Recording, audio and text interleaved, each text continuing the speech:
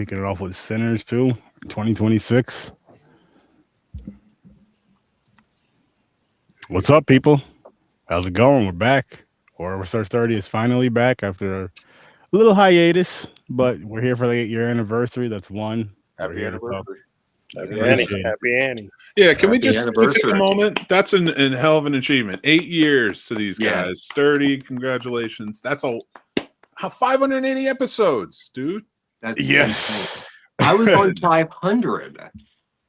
Remember that? Yeah. Is that when you first That came? was like amazing. Is that the first Um, episode you came? Because me and Mick were talking about that the other day. We wanted to figure out what episode it was that you came. Holy shit. And I was like, just like totally like, oh my God, I'm part of this person's 500th episode. And you're just very nonchalant about it. Like, yeah, I'm like, it's... You know what it is, Trevor, is like for anniversaries and then for like the 100ths or the 50ths, I always in the back of my mind, I'm like, I should do something. But it's always like, I'll think of it ahead of time, right? And as it gets closer, I think about doing something less and less. I'm like, I just gotta get ready for the show. And then like the day of or the day before, I'm like, damn, I should have did something or got something. But I'm like, it's way too late to start planning now. So one of these days, I'm going to do something for either episode. Well, we're at 580 now, so let's say 600 or year 9. One or the other. One or the other. I'm gonna actually do something. I don't know what yet, but I am happy to be here for like 8 years, and like it's cool. Just all the things you learn through this. Like I'm not even gonna say the downs. I'm gonna say all the things you learn through this. All the and people The you commitment and follow through of 8 fucking years, man. It's That's it's a amazing. long time. 8 years of this, but I was just thinking about it the other day too. I'm 8 years of anything, man. Yeah. 8 years of this, fucking all the years of just watching movies in general. Mhm. Don't look at James if you're epileptic. Just because, like- don't look at Whoa, me. he is flashing. Just thinking of like starting this journey as far as film, especially with the horror stuff. And I'm 40 now, so sometimes about 5 years old. So it's like watching this type of shit for 35 freaking years is a long time, and then to make a show about it going on for 8 years is another long time and a dope feat. And I'm just like, just for those of you that want to do shows, do it. That's all I'm gonna say is do it and stick with it. Don't give. If you really want to do it, you really have a passion for it, go for it. If not, don't waste your time. If you're doing it for the views and the money and the clicks and all that stupid shit, don't waste your time. If you're doing it for a true passion, all that other stuff comes, go for it. Really go for it. Those are extremely wise words. Because And that's something that, what you said should be taken into account by anybody who says, hey, I want to start a podcast. Because, that it's a frightening thing to be consistent. Yeah. And you've done it. You've been doing it. You've been doing it on multiple shows. You've really just like, you pop at social media. This is, I know you're not, but this is reason to celebrate. So I appreciate it. I really do. Like when I say that, I really do love doing this stuff. It's why I do so many damn shows and like shit over on Popcorn and Pints, where we're taking a huge turn this year, which is going to be fun as hell and amazing. And I can't wait for you guys to see what's coming on there. If you guys are paying attention to the schedules popping out, we got a lot going on, and we got a lot of dope stuff going on this year on Horror Search 30. So I'm excited for the ride. I'm excited for another year run of this and seeing what's going on, seeing what we learn, seeing what comes by, seeing what comes on the radar, seeing what movie. I want to see what movie this year, because we're reviewing a lot of movies from last year. But I want to see what movie from last year, or just what movie, even from this year, that really, really gets under my skin. You guys know every year, it's just something, because it's cool to figure out like what your favorite movie is for the year. It's cool to figure out what the best movie is for the year, but I need to know that movie that's just gonna be like, oh my gosh. That's not fair, dude. You only review horror, though. I mean, I can give you plenty of non-horror movies. No. I'm talking in the horror. I'm talking in the horror realm. Plus, we're touching more on Popcorn and Pints, but I'm talking more so in the horror realm. And then, of course, on Popcorn and Pints, like I said, because it's like It's just fun at times for me when it comes to bad horror movie. I can't say about all film, but when it comes to like a bad horror movie, there's just something that feels good at times, not always, because there's those blood lakes out there that just feel sicky. But there's those ones that you just throw on and you're just like, man, how could I not watch this? How can I not have fun with this movie? And I want to find that as well. But I really want to find one that just irks me this year. I really want to find a horror movie that irks me. That's a newer horror movie, and one that really pisses off the rest of the crew as well. Because why not? Gives me a reason to watch more new movies. Yeah. To find the ones that I think are going to leave a lasting impression on you.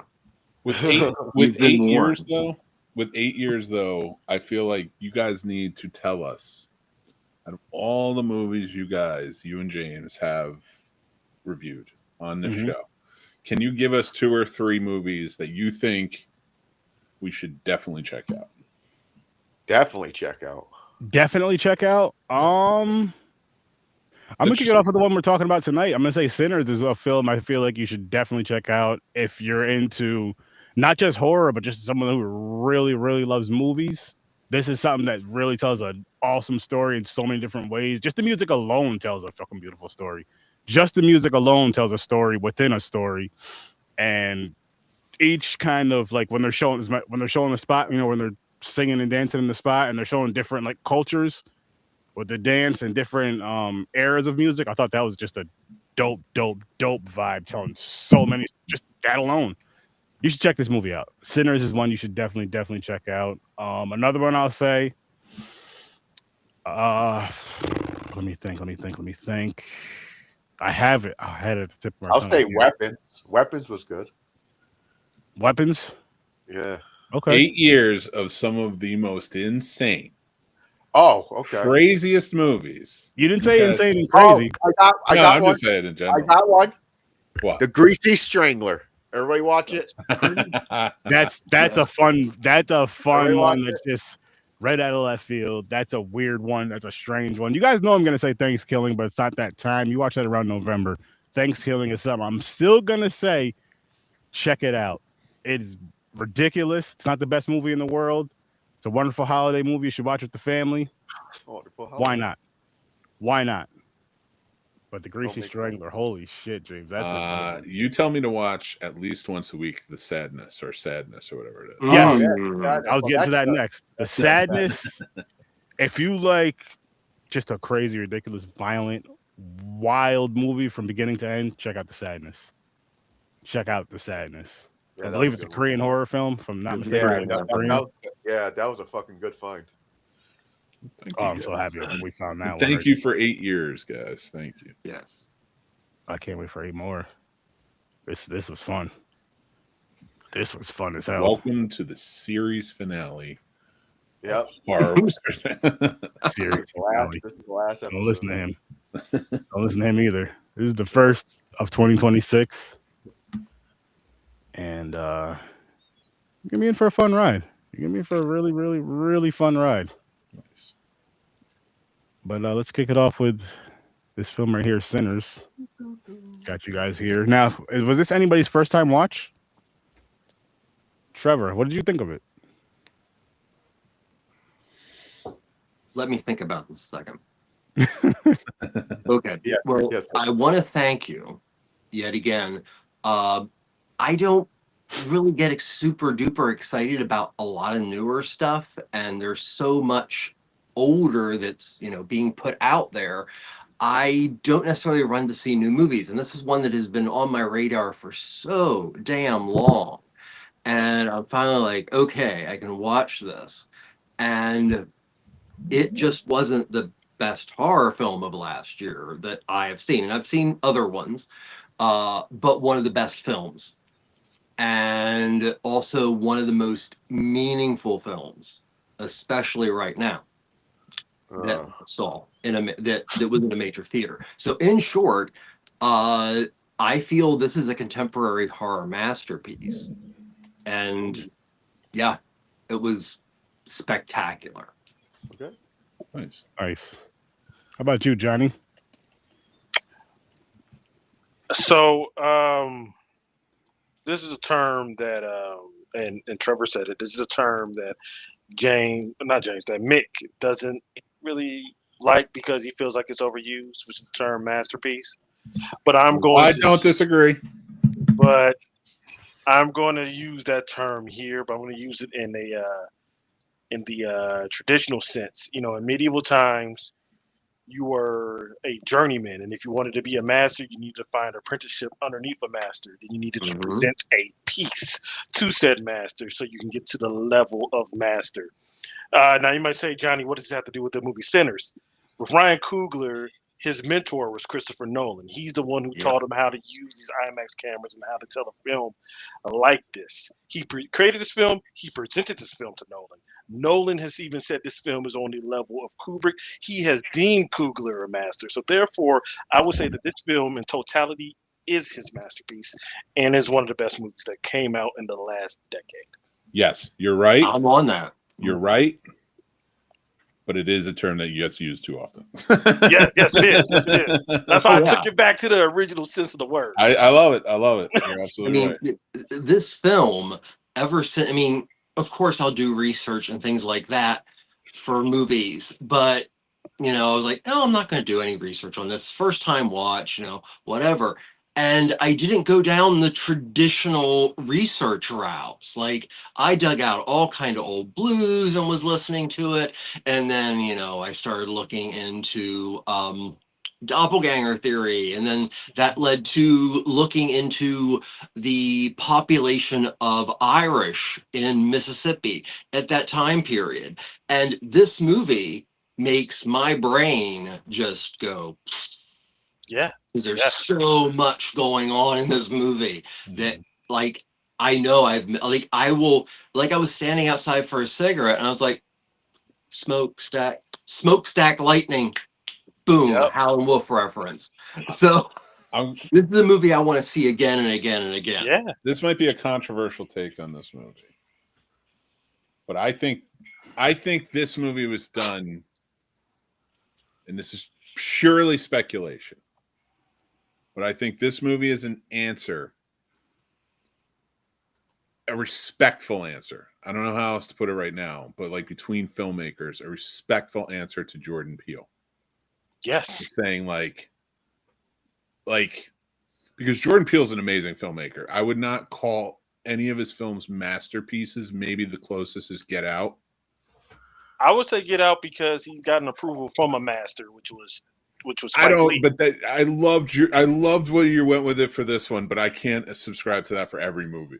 Because it's because there's always going to be somebody who gave a master performance because Pacino said this about this actor, and and I agree with you on this because Nolan is a master. Get Out is up there. Get Out, I am not saying it's not a masterpiece. I'm just saying I haven't, in my opinion, put it there. I get it because I give it to Get Out for me personally, but I get it. But and I get that. I also get the cultural significance of why a fellow movie critic who is black may look at this differently because there is a significance that doesn't speak to me on that level. Yeah. Just like this movie, I get that too. A lot of when I say masterpiece goes more into the technical side of it than it does into the impactful side of it because there are people who are impacted by movies where I'm like, I don't understand. Yeah. And I'm that's talking what about makes it a true masterpiece. It's technically, as a film, how it's shot, the use of music, sound. It's a masterpiece, but also as far as even to a set dressing and the musical cues and I will tell you the grain of cinematography. I said this in the group chat earlier.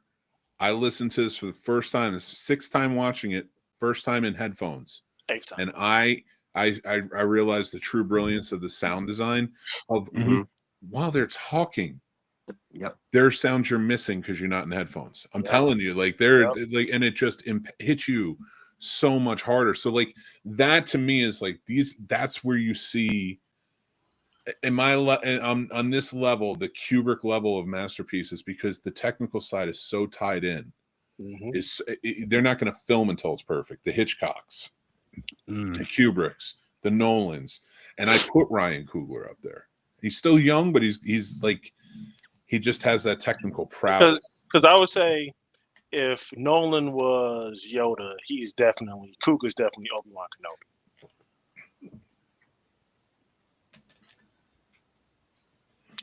Yeah, I won't argue with that. I think he successfully made a film that if you took Kubrick in his heyday and Spike Lee in his heyday and put them together with a Mario Von Peebles script, you would have this film. Yeah. You know, it's funny though. Mario or Melvin? Mario. What? Okay. Melvin. Sorry. Yes. Melvin. Mario is Mario the actor. Yeah. I disagree. Mario's a pretty good writer himself. He just wrote for his... New Jack City. Well, it's not. Yeah, I mean, we're talking about Sweetback, level of intense, Melvin versus Mario. To push back on what you said there, in my opinion, though, Melvin Van Peebles, Mario Van Peebles, not masterpiece filmmakers. By any stretch, but they shouldn't be. But also, and Johnny, how many times we talked about Spike Lee? Guys, how many times have I talked about Spike Lee? I fucking love Spike Lee. I do not think Spike Lee is a masterpiece filmmaker. I think he's made some masterpiece films. That's why I said earlier. It's that's the difference. But I mean, even then, like, I could make an argument for Inside Man as a masterpiece film. So, and that it did come later. So I think that's where my mind frame is coming from, I would go with if you're doing Spike's oeuvre. But I'm coming from a black critic. I'm coming from a black critic though. I would say Do the Right Thing and freaking School Days. Those gotta have some masterpiece. You gotta have it. So I think that's some great shit. I just think he got lazy. American. That's a student. Yeah. I just think that he's gotten lazy as the older he's gotten. And I get that. I will never ever in my life ever agree that a student film is a masterpiece. There's a lot of issues. Beautiful issues for an independent film. Those are the things, like when you watch Clerks, there's so many fucking issues with that movie. Oh, yeah. There's a lot of problems with that movie where the filmmaking, like, he didn't have it down, like, but you could tell there was like, he knows how to do it. He can do it. He has not a brilliance, but he has a know-how. He's like, because I would say without Spike, in my opinion, there will be no John Singleton. There will be no Jordan. But that's a different argument. You're not talking about masterpiece. These aren't masters. You're talking about that. Now it's a cultural.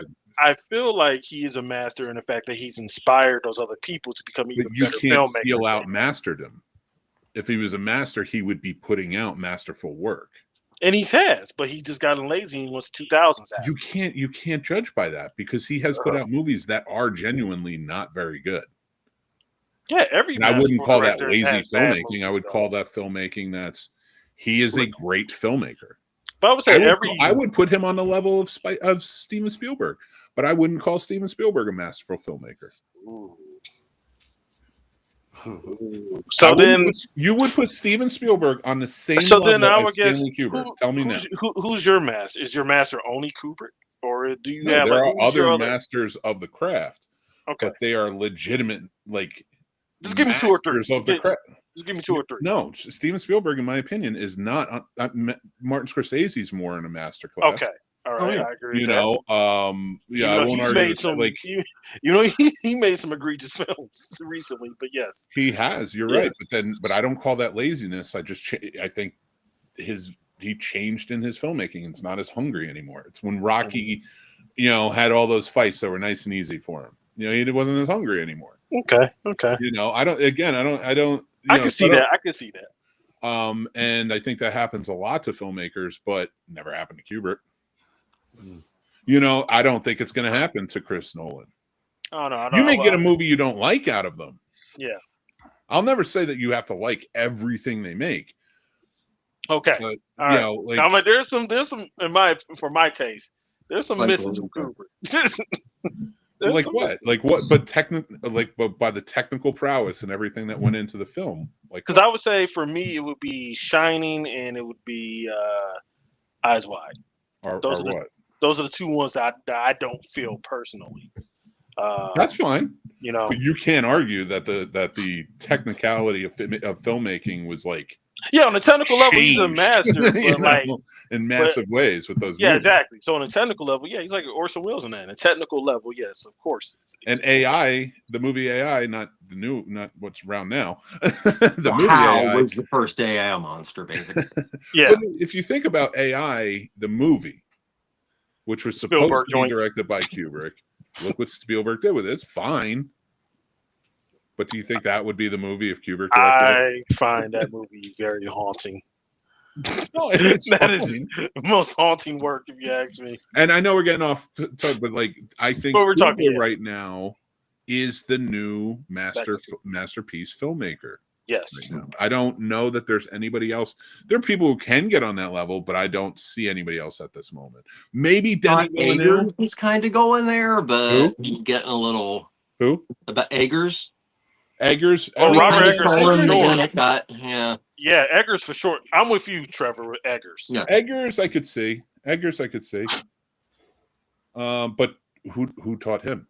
Because like if based on yours though, Johnny, if it's somebody hands down the reins to him, who is he? Is Eggers who handed it down? Probably some German expressionists that we don't know. Nah, see that doesn't count.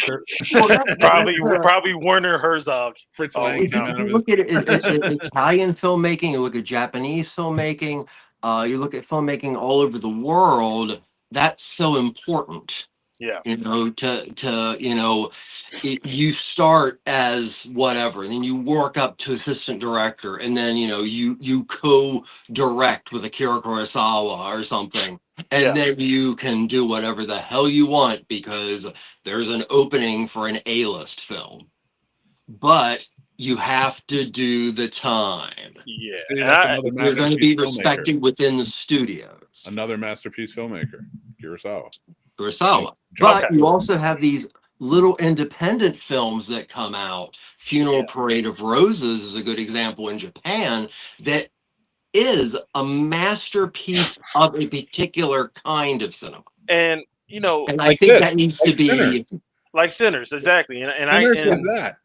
And I can get behind Ryan Coogler as a filmmaker, especially as a masterpiece filmmaker, because a lot of those guys we mentioned, I feel I have the interpretation that they would look down on genre type filmmaking and blockbuster filmmaking. And what I love about Coogler is he feels different, even though he's an auteur, where he embraces big blockbuster filmmaking and genre filmmaking, like making this film. Finding inspiration in Dusk to Dawn. Yeah, I was going to bring that up. It's like, what if Dusk Till Dawn was written for immense meaning? Exactly. And like, this is so much better. And what's crazy is I was telling a lot of people when I first seen this movie that I saw shades of Night of the Living Dead, George A. Romero film as well. He hasn't mentioned it, but I really feel like, because we're of the same age, so we have public access. So that movie's like on repeat. So I know that inspired me as a filmmaker. So I know that definitely inspired him because we're around the same generation. I have to bring up your take on the Night of the Living Dead, and that brings me to an actual thesis I have about this film. And I could be completely wrong, but okay. So you have everybody connected with the juke joint and Smoke and Stack and everything, and then you have these three Irish, probably maybe first, maybe second gen, but let's first gen, and they come in with their ballads and everything seems fine, but no, it's not. It's actually a start of a vampire thing. But as there is this beautiful scene in the juke joint when Sam plays, and you see different religions, different dances, different takes, but they then jump to the future, they go to the past, they're one big amoebus thing, which is a shared culture. Yes. The Irish, are a villain but they're a villain because white immigrants, their desire was to assimilate. Yeah. And immersion, but assimilation is fuck. Yeah. So I think the vampires are the lie that assimilation is what we should do. We should just all be alike. We should just this, everything sterile. It's a beautiful way to think about it like everyone does. Yeah. So I think it is. I think it's very much a, you know, hey, you guys wanted to assimilate and you want to bring this on us, but no, we have a culture and we have survived this culture for so long. No. So I think that's it. And then the actual enemy is the clan that shows up at the end. Yeah. I think you're 100% wrong. They are completely wrong. Nope. They're just all right, not right. Terrible take. Sorry. Take. You're usually good at this. Give me your take. Okay. You're usually good at this, but let's be real. Fact of the matter is, not enough white people, and the ones that were there, all bad. What's that about? I'm cracking a joke. No, you did it perfectly. You did it perfectly. No, I did it at your expense. No, listen, that's a great take. That's a beautiful take. I found myself thinking that very thing because I just finished Pluribus, which is a very hive minds like, and you know, and as I'm watching Remnick and realizing the pain as he's in pain and like how he's in control of everything. And then I didn't catch this the first time I've seen, well, first 5 times I've seen the movie. Towards the end, he says along the lines, you can't kill a vampire or you can't change anything without killing the vampire that killed them. No, Annie said I don't know why.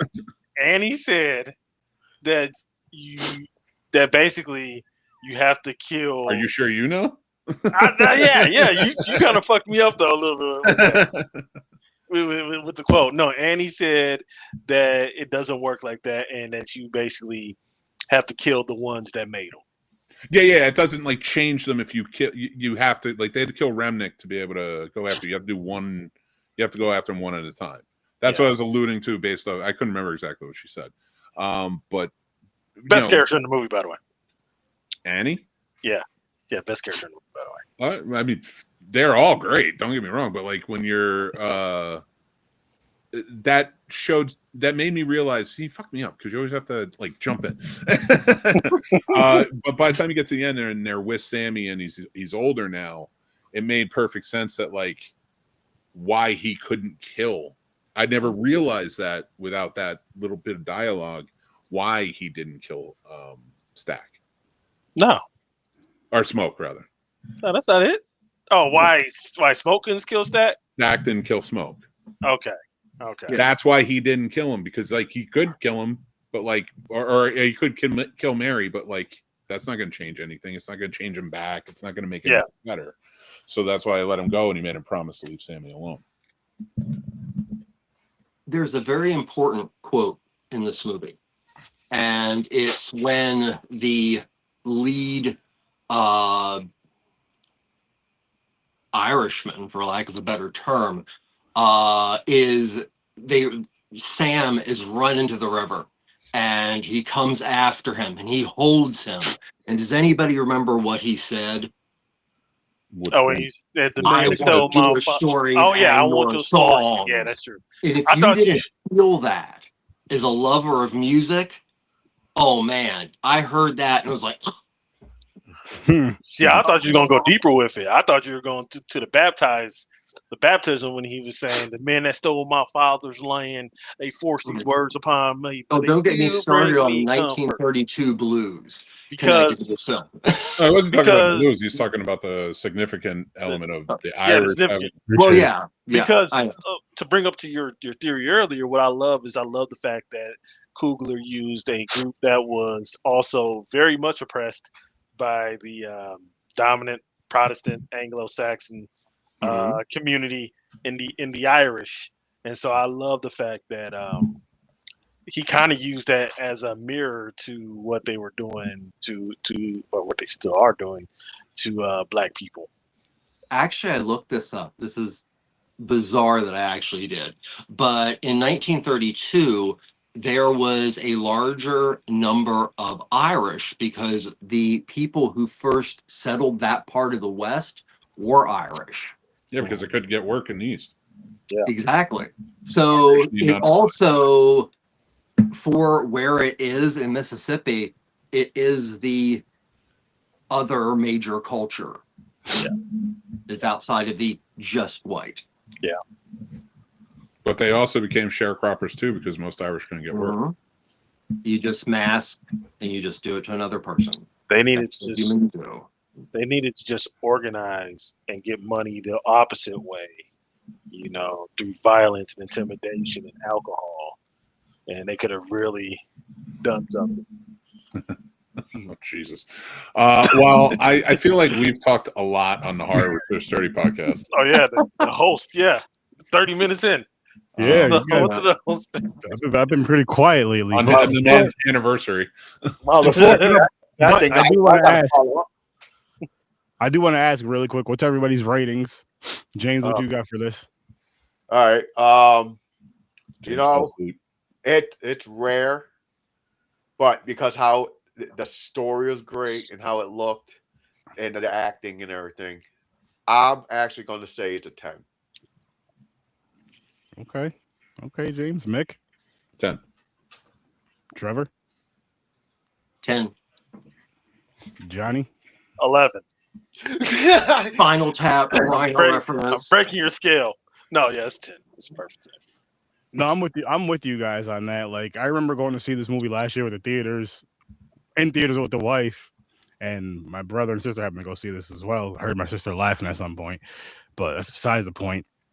Like, going to see this movie and just seeing how many people, different cultures, old and young, were really, really locked into this movie. It was a sight to see because this is one of those type of movies where it's just like, is it gonna be one of those movies where people just get up and walk out because they're upset about something? But no, everybody was really just like locked in, like they were learning something. You know what I mean? Like a good, in a sense, like a really, really, really good documentary that doesn't feel like a documentary in a sense. And you're just like, holy shit, like this type of thing happened to so many different people, or these type of people, these different cultures of people were just pointed out, oppressed, or called out for just being different, something that they cannot control, something that you're just born this way. Literally, you're just born this way. No, you're different, you know, whatever. And then the way that music brings so much together, I'm like, holy shit. Music and food are probably like the best things that people have, or that people bring together. Look who gave with money, of course, but was able to do the cooking and the catfish in town. Yeah. You know, so it's, you know, the point of the juke joint was, of course, there was the gambling element and there was the prohibition element and things of that nature, but kind of like very different, but kind of like drag shows were at some point. The juke joint was a safe house. Yeah. And you know, and that's, you know, there's so much more to it than, you know, gambling and things like that. I mean, you look at the Delta Blues. Delta Blues would not have grown, it would not exist without the juke joint. I will tell you, 2025 has not been a very safe place for juke joints. No, Not just at all. a safe place for shit. Between Welcome to Derry. Still got juke joints? Oh, okay. I'm Was sorry. there really- honestly, I was going to get to the whole Welcome to Derry because it makes you think of the black spot. And it's two spots where it's just, you can go there and be yourself till the whites come and fuck it up, pretty much. That's exactly what it was. I wasn't even vampires also kind of. No, I'm not talking about the vampires. I'm talking about the clan. More so talking about the clan. Well, you know, they were whites and they did come to fuck things up. You're right, but the other ones are vampires. All I was gonna say is my favorite thing that I learned about this movie is the fact that like vampires are still not the worst thing to happen to black people in a vampire movie. Racism is still scarier than vampirism. Wild, dude.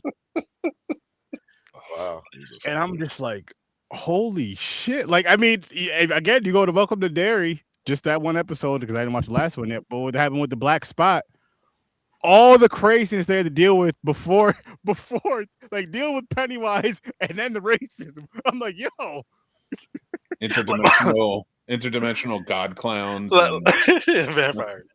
Yeah, in that situation, it's more like for white people, that's like the worst thing in the world. But for black people, it's just like, oh, okay, you adding that on top of that now? Now we got to deal with this. Actually, they can't be one or the other. Can't be one or the other. Nah. Dude, yeah, they did so good in this. Do you have any expectations in this movie before you watched it? I felt like it was gonna. I mean, Ryan Coogler, the name brings a reverence to it. I think. I did have expectation. After the internet has trained me to hate Disney, I was expecting for Michael B. Jordan to do karate because everybody was saying that this is Blade. Just because it's a black person and vampire. So yeah, I was expecting karate. I was disappointed. There was no karate at all. Internet. This guy. Honestly, like I was just really, really excited for it. I was really excited for it when I first heard about it. As far as expectations go, I don't say I really had any expectations for it, but I was hopeful. I was hopeful it would be good. I was hopeful it would be a really good movie. And it's not a good feeling. It's not a good feeling, cuz, to go into a movie and not have expectations. Not feel like the weight of the world on the movie. It's one of those things I try to do more, especially getting into like podcasting and stuff. I try to do it more and more. I'm like, I cannot expect this movie to be this or that. I gotta just go in there as blind as possible. Yeah, it's a big reason why I don't watch trailers and shit, especially in the horror. See, that's where I differ from you. Like the trailer actually helps. Like, and again, it's because I'm looking for technical things in the trailer, not the story, nothing else. Like, like if I know when I see a Marvel trailer, I'm going to see a Marvel trailer. I know even if it's not a great. Johnny, give me a bad Marvel movie. I'm not thinking of them right now. Captain Marvel. No, Captain Marvel. Captain Marvel is a good one. Hold on, no. You said a bad one. Quantumania. Here's the thing. I didn't mind Quantumania because I went in with no expectations because I'm like, this dude's gonna be like fucking Star Wars. Who cares? Black Widow. I had a good time with it. Black Widow again. But those are the things when I watch a Marvel trailer, I'm like, I have no expectations of you until I see something like an Endgame or an Avengers or something like that, and I'm like, all right, I expect you to be good. This is like that's how you'd better be good. That's how all movies should be met at, and because the internet it warped us up, so now we have to get expectations. We don't have good faith movie critics anymore. Like we're really trying, but there's so many rage baiters because that's what people watch. There's like a trust me, I know. Like I go to for really, really intense reviews. And I watched the people who got into that and started growing, and I was like, have fun. Like I don't know how you can just hate shit before you even see it. Or speculate on hating shit or what's going to happen. So when it comes to like watching a movie trailer, like I see it and I'm like, okay, that's a level of a movie I want to see. But it's for me, it's also that, and then I want to go into a movie 100% as surprised as possible, so I don't want to see too much about it as far as trailers. No, I just want to go into it as blind as possible. And do I enjoy it or do I not enjoy it? Yep. But there's a difference for you versus me. Because again, like when I'm watching it, like we watch it for different reasons. We've talked about that. Like again, the technical side is more important to me. Yeah, than that. So like, but if I'm watching it and like if it looks like shit, but it keeps my attention all the way through in the trailer, I'm interested in giving it a chance. Yeah, because it might have a good story. It might have some performances that really like kind of blow me away. I've been let down that way. I'd say that I'm a hardcore Xer. So like for me, the more I heard about this movie this year, I kind of kept putting it in the back a little bit because, and I was like, I really have, it takes a lot for a movie to live up to everything I've heard about it. So having to watch it for the show was good because I was like, okay, I'm expecting this disappointment. Yeah, you know what? First off, Trevor, thank you. I was going to say thank you to Ryan Coogler because this trailer was actually kept things a secret. it doesn't, you know, every trailer tends to show you what's going on and the end, you know, all this shit. It actually gave that air of mystery of like what's going to happen in this movie. We know it's about vampires. We know it's taking place at a juke joint, things like that. You got little glimpses. But when I watched this trailer, I was like, this may not be a great horror movie. Ryan Coogler's never done this before, but this looks like a Ryan Coogler film, so I'm definitely going to go see this in theaters, right? Yeah. That's the level I'm talking, like when I see a trailer like for this, I'm like, or Weapons was another one where I'm like, the marketing did well, but it looked good. It looked interesting. There was interesting facts going on because there was a mystery around it. We put too much out in trailers, I do agree, but that's why I try to look for the technical side rather than That's why I don't watch trailers. Is the reason is they usually put all the good parts in the trailer. Then you go watch the movie, you're like, the rest of the movie's shit. You're like, the fuck. Yeah. Well, that only usually happens at garbage movie studios like Sony and Warner Brothers. And I was really shocked that this garbage ass studio was able to release a trailer that hit the secrets, and they allowed Ryan Coogler to make a good movie and ain't write it off for a fucking tax write-off. That's exactly what Frank Zappa would say if he was here about the movie. And it really fucking pains me to say that Warner Brothers had a good year with movies, especially with this one being one of my favorites.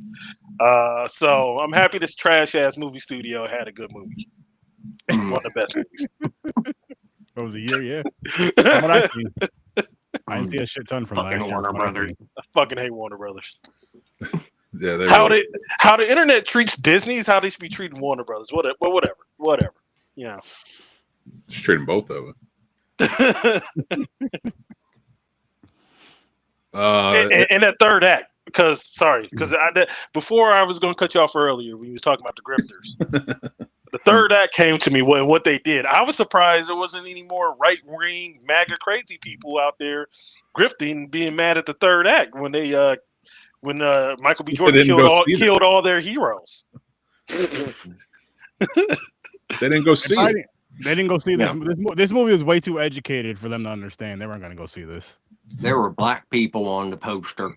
Yep. It's woke. Yep. Why all the good people get mowed down? I don't think it will make sense. I'm just going to keep hoping my tractor's sexy. Don't you try that stuff in a small town. Why he killing all the good white people? They just trying to break the party up. They're not on Grindr. But I do love how that third act, this movie becomes a fucking Rambo movie. We get through the fucking horror movie, then we go straight into fucking Rambo at the end. He's throwing grenades and cars.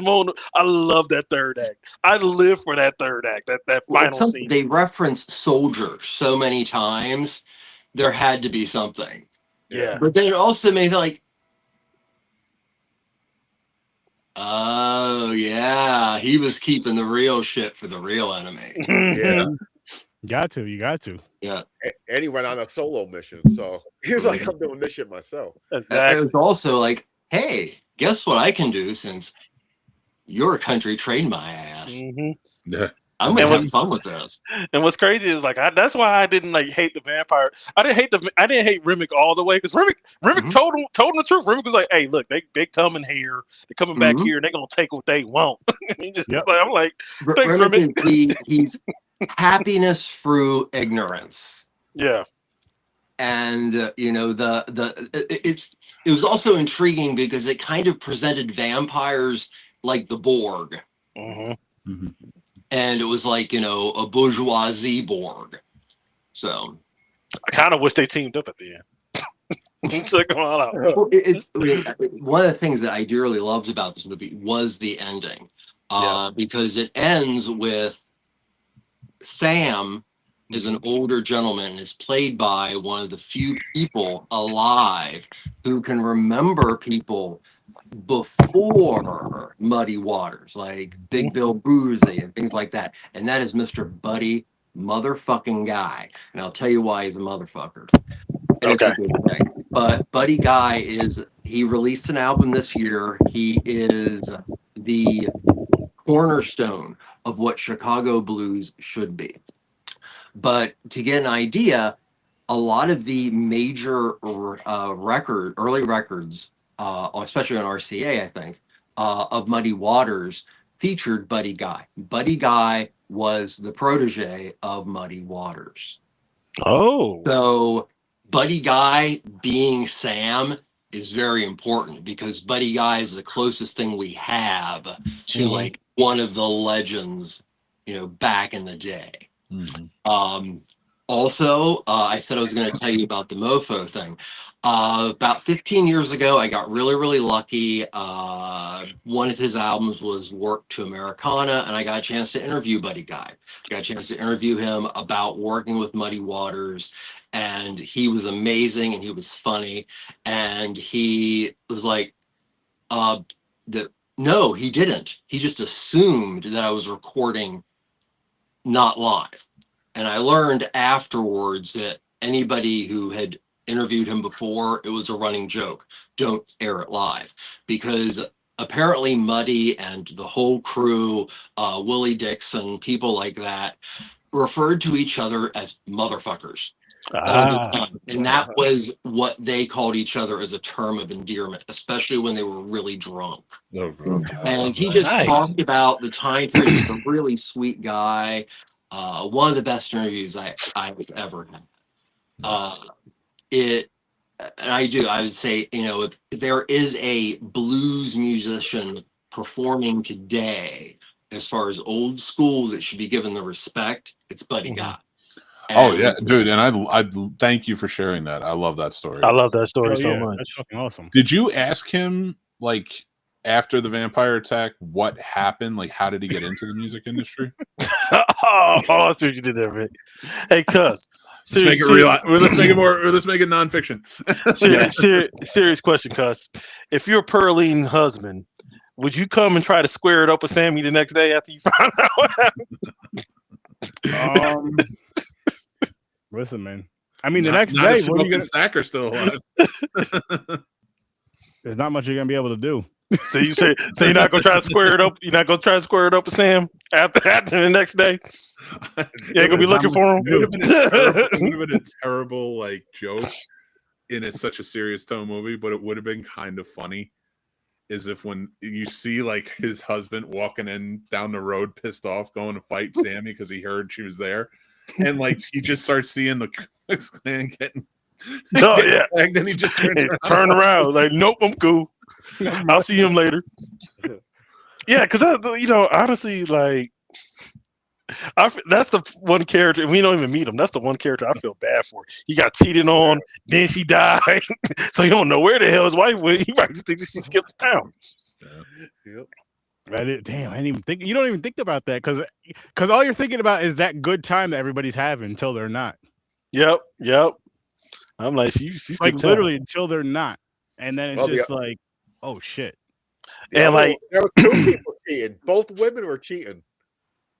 Yeah, but Mary's husband was white and racist, so whatever. That was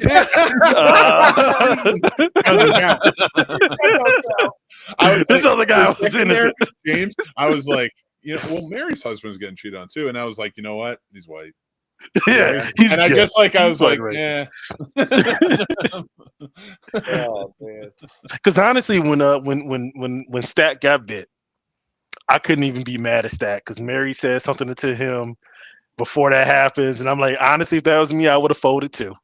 I would have turned it up if I heard. Yeah, you can. No, she says something. She says something cool, like you've robbed banks, you've stolen from the mafia, but you can't steal this pussy for a night. Yeah, exactly. Immediately, it's like, I will look to my left, I'll look to my right, I'll make sure my brother's not watching. I'm like, okay, that's. Oh man. I'm like, so I can't even blame you. Then to get bit, your brother's like, yo, how'd you get called? Like, yo, she said. Yeah. All right, that would have got me too. Exactly. Yeah. I ain't mad at you. Questions about this movie. I'd love to know what everybody thinks about it. One, well, after this question, I want to praise Michael B. Jordan's double performance in this.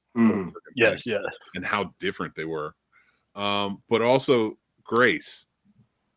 Are we mad at her for letting them in? Oh, Yeah, I'm mad at Grace. I'll tell you why I'm mad at Grace. She lets him in a little bit. She lets him in, and then she does that weak ass throw that he dodged, and then they both get caught on fire. That was a weak ass throw. He literally smacked it into the wall. That was a weak ass. That was a weak ass. Her husband could have taught her to throw better. That was a weak ass. I like how she was burning. They turned into like a Pompeii thing. She was like all ash, just sitting there on top of them. They're like, oh yeah.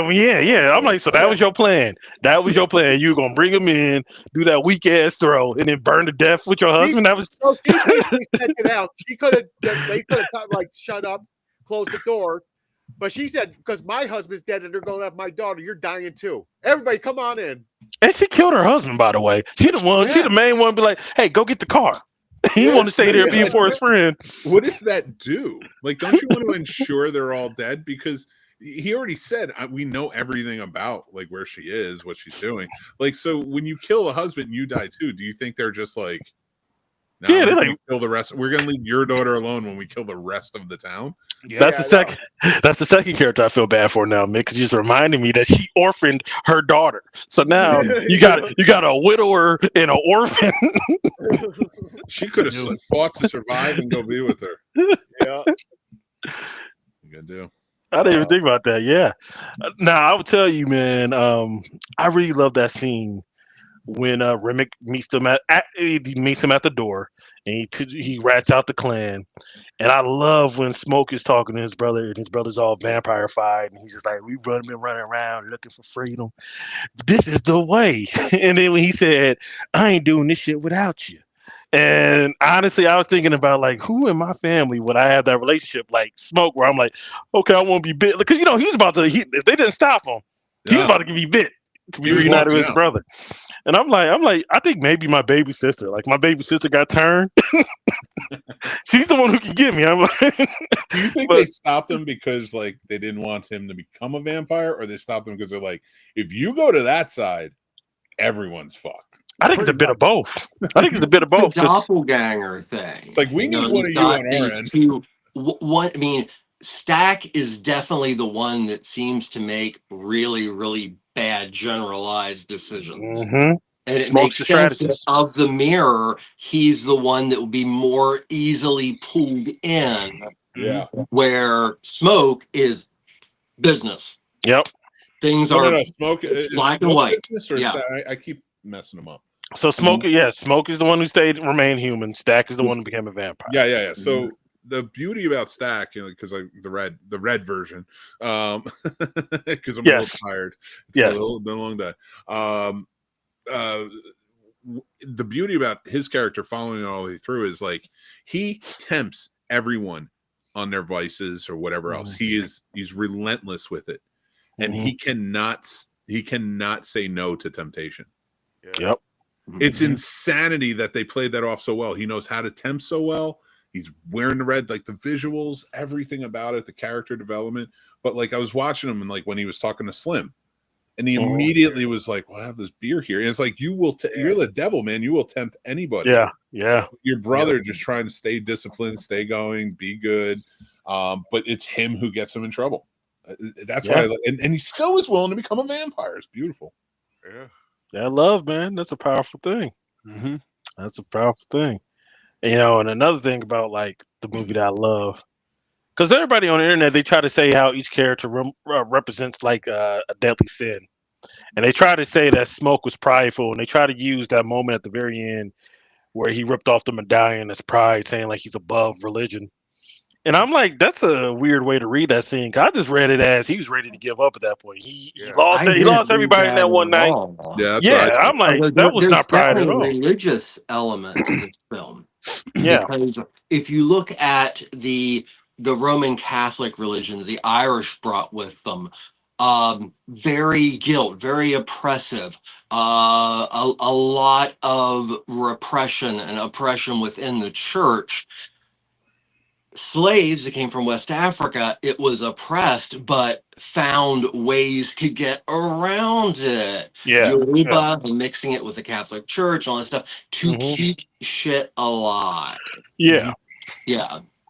So yeah, I never read that as pride. I read that as he's ready to join the ancestors. I'm like, you lost he couldn't bite his brother when he had the thing on. Yeah, he couldn't get bit, so, or like, he was a supernatural element to it. Yeah. Which I thought really worked. And I don't know what that was. She might have put garlic in there. I had no idea. It's Mojo. It was his blood. Delta Slim's an interesting. No, I get that, but I mean, I don't know if there because he toes the line really well between the supernatural and realism.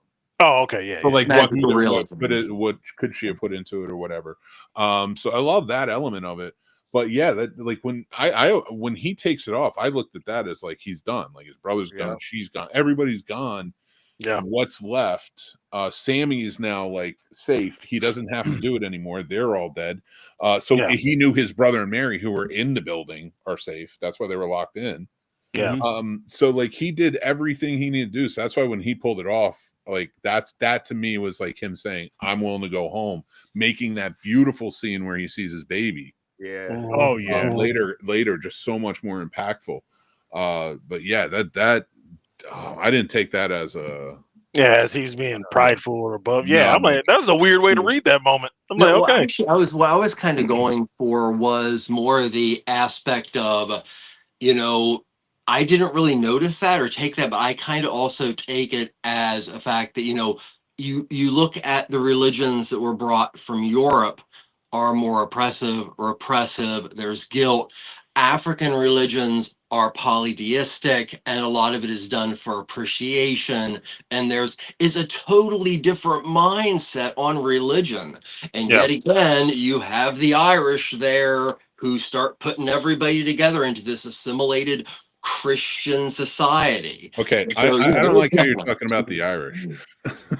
Well, I mean, in this film, I mean, I'm majority of me is Irish. Now, Mick, as our resident Irishman, do you guys often go into the middle of the woods with a bunch of black people and sing the Rocky Road to Dublin? Fucking every weekend. Every single weekend, because every black person I meet is like, yeah, I'll take a journey through the woods with you. By the way, that is everybody wants to bring up the whole blues section when you see the history of music, especially black music, as like the scene that stands out. The one that stands out for me is the Rocky Road to Dublin. First off, I love the mix. I love the version that they did. And honestly, if I was in that juke joint and I heard them singing that, I would join them. Because I'm like, that's hard. I'm just like, okay. I'm like, 1, 2, 3, 4, 5. You know what my favorite part was? Go back and watch that scene again and watch everyone behind him. And every single person dancing is in tune with it. Yeah, except Michael B. Jordan. He cannot get this. He can't get it.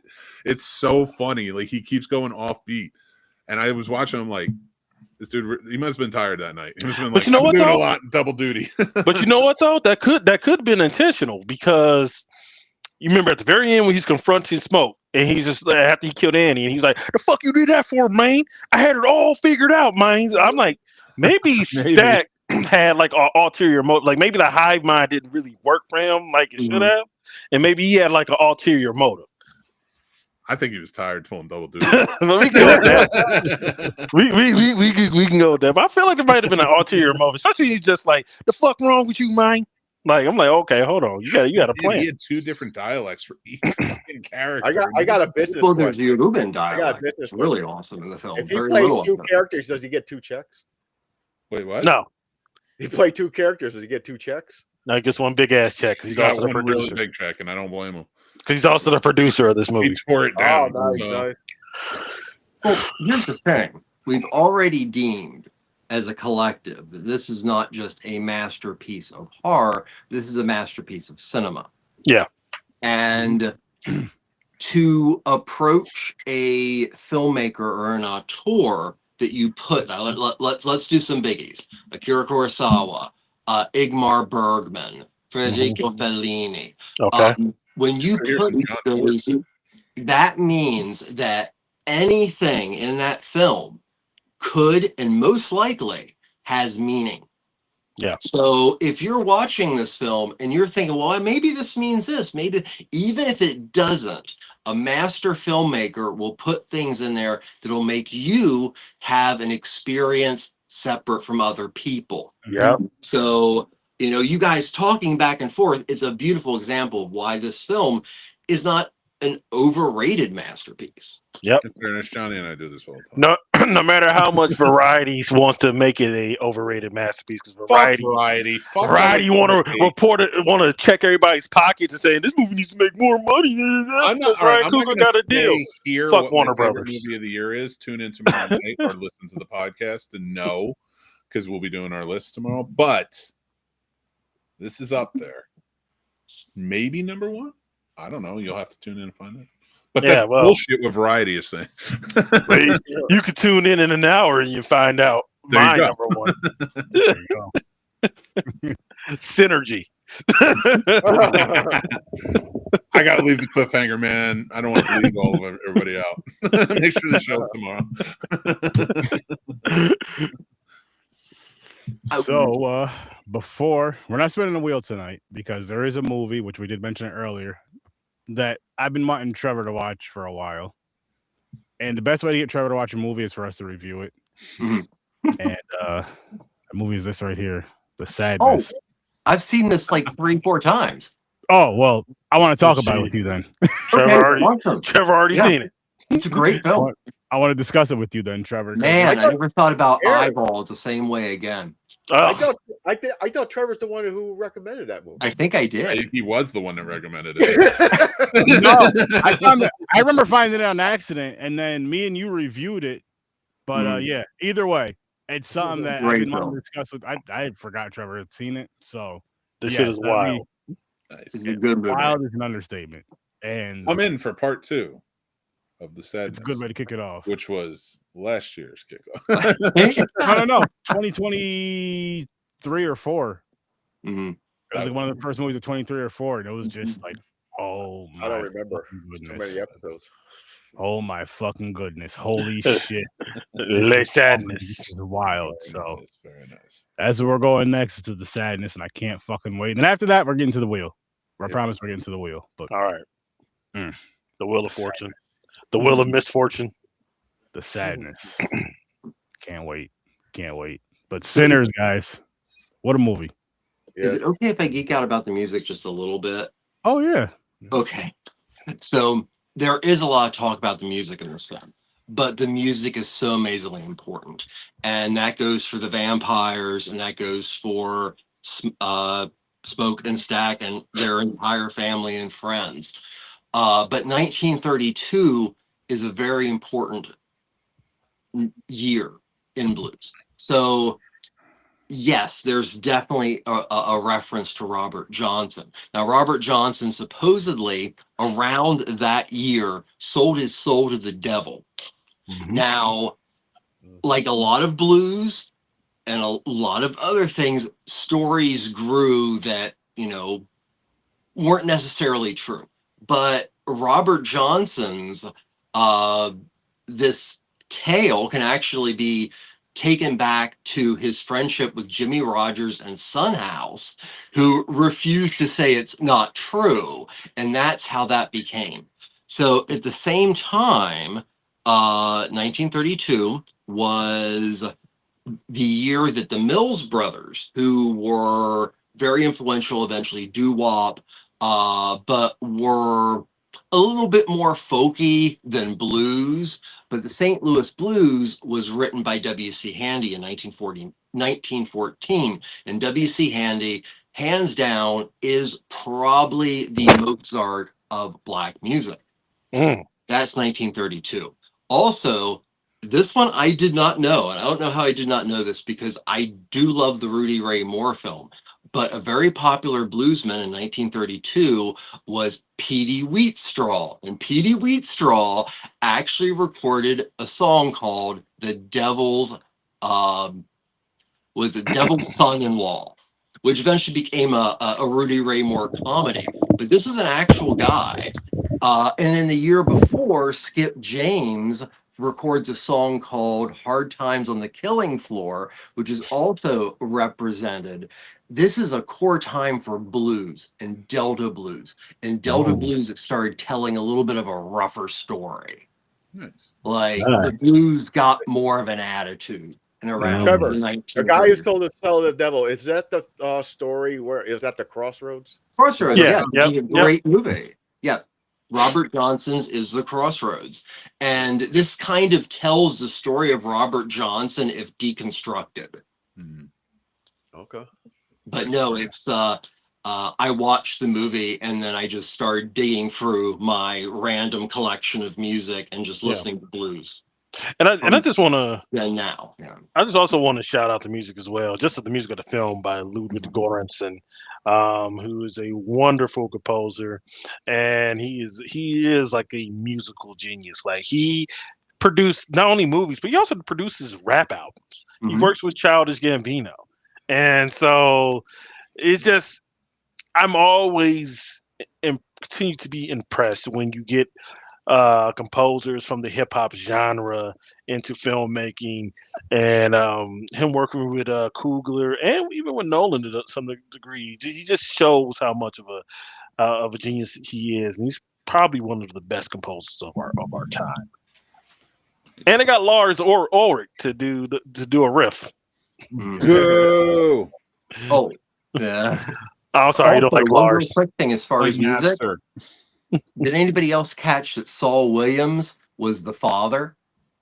Oh yeah, his dad. Oh, yeah. yeah. As far as rap from the early 2000s that was closest to political slam and in your face, it was Saul Williams. Yeah. So that right there, it was like, bam.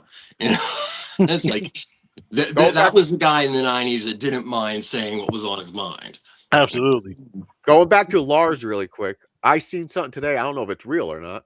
He's dating Sydney Sweeney Lars? from Metallica.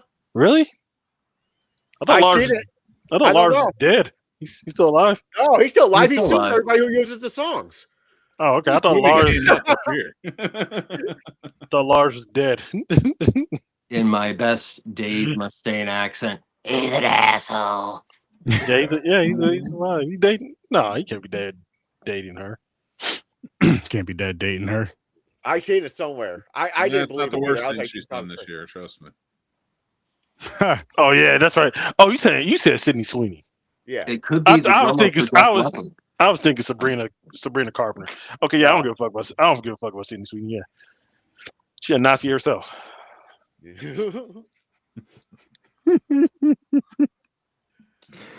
Holy shit. What a way to end an episode. Sydney Sweeney's a Nazi herself. I'm saying. Oh, man.